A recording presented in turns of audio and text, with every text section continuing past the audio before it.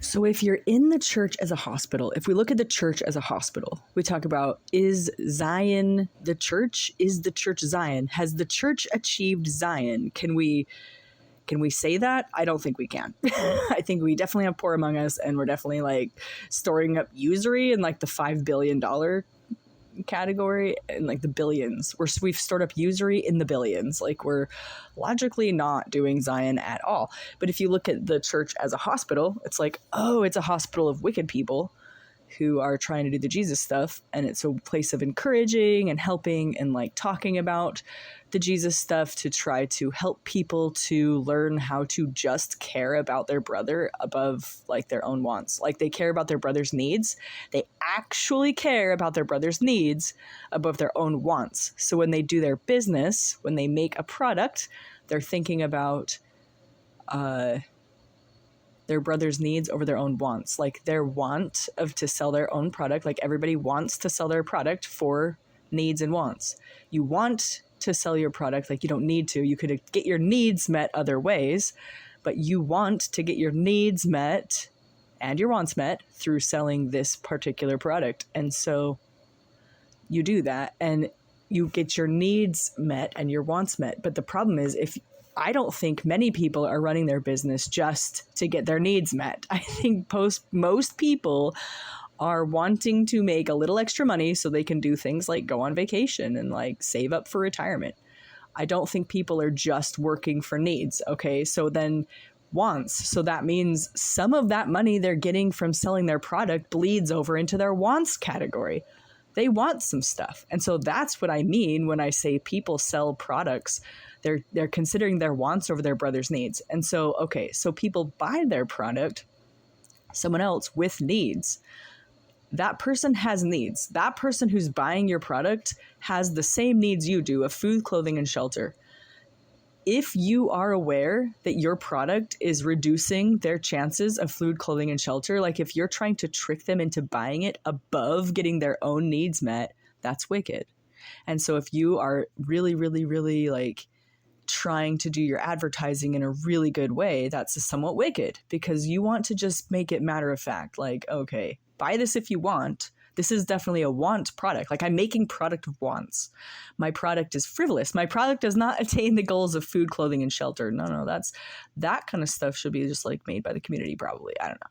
Any socialist, communist, Jesusist, I don't know what it is. But okay, so say you are selling a product to get your needs met, though, and you know that person is working a job, making money, or whatever they're doing. They're selling their products to get their needs and wants met. But you don't want to advertise your thing to make it so tempting that it might tempt your brother away from like paying his rent. Like if you're selling drugs and you know you're tempting your brother away from paying his rent, that's wicked, especially if your brother has a family.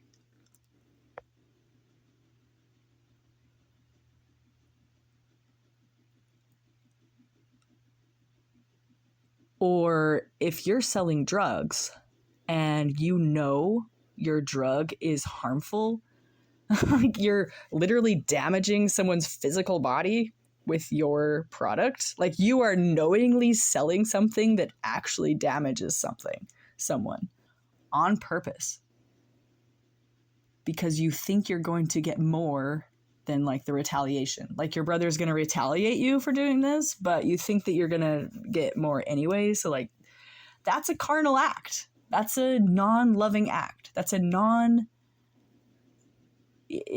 act of getting your wants above somebody else's needs. And if you sell your product and advertise it and you like gambling or whatever, if you know your product is going to take away somebody else's needs. And I think that's why things like drugs and gambling, we restrict those things, because we know that sometimes people have a problem with it and they will use the want over their own needs and the needs of others. And so when I talk about people who sell drugs, I'm talking about mostly the pharmaceutical companies. They sell us drugs. The legal drugs are the worst ones. They are definitely going for their wants above their brother's needs, because they are a huge, gigantic company. Who makes money in those? Who's at the top of these things? You know, how much more money are they making than everybody else? I think it's obscene. It's like I don't even know. Everybody's heard that stuff about how much money actually like the billionaires like have, like what it actually means. It's like no longer money at that point. It's just like symbols of power. And it's just like, wow. And they're making it all happen through usury. And we all buy into the system by continuing to usury to try to get something above our brothers. Or really, the usury is trying to reap where you haven't sown. It's trying to get something for nothing. Like you're trying to make your money work for you. Like your money doesn't do work though. Like the only money the only work your money can do is if we design a system that makes it so you get something when you loan somebody money and you don't do anything for nothing. Just because you had money to start with, now you just have a huge advantage and you can just continue to do that. That's the whole like wicked thing. Is you're not actually doing any work. So say you were just born into this. Say you just happen to be born today. Here you are. How are you going to know? Like your parents are likely doing it too. Like you were just raised in it.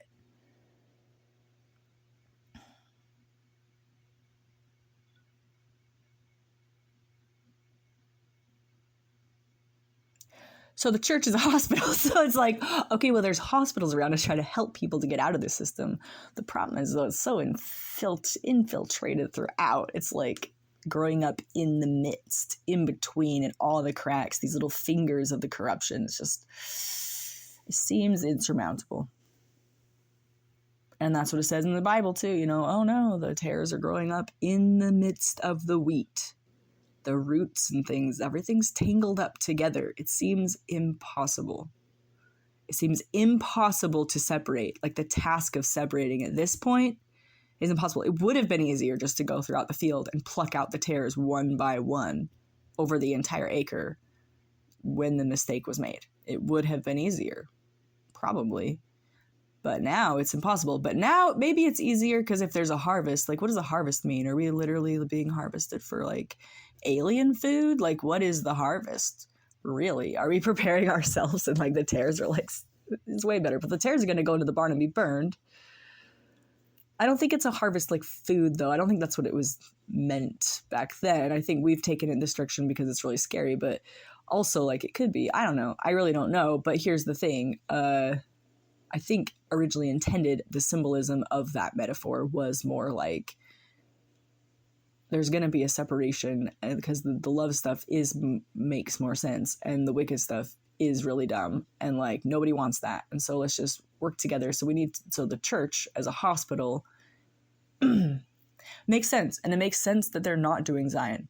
And it makes sense that they are failing because it's a hospital. It's a hospital also where the doctors and the patients are the same people. Like it's a hospital of patients just trying to help each other. Like that's, I think, what the church is for.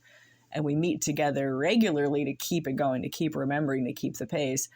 Okay, so it makes sense that church isn't Zion. So then I would think the church, knowing that it's an organization, like as you go to church, you know this whole community of people, we're just putting it together here. We're just kind of like making it up as we go. We're just kind of coming together and like doing some stuff. We think we're being prescribed by God because some leaders told us that.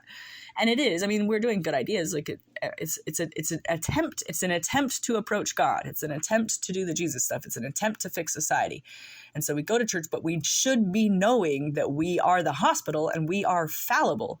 And we should be knowing that. And so when we go and like then preach to others, like, you're doing it wrong. Like, we don't know that. We should be humble and saying, you know what, first though, let's get the specks out of our eyes of the people coming to church. And we should just like work on like being humble and like doing it together and trying to work to build a community of people who are actually doing Zion, like the real Zion, not like the Zionists, like the wicked Zion, not like whatever Zion anybody's thinking about.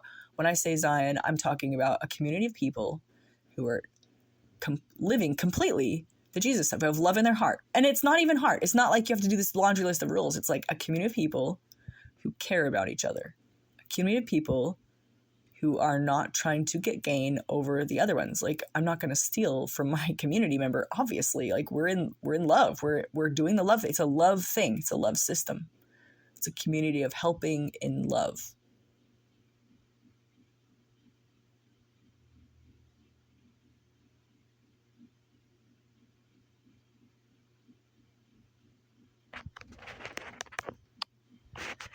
And that's Zion to me.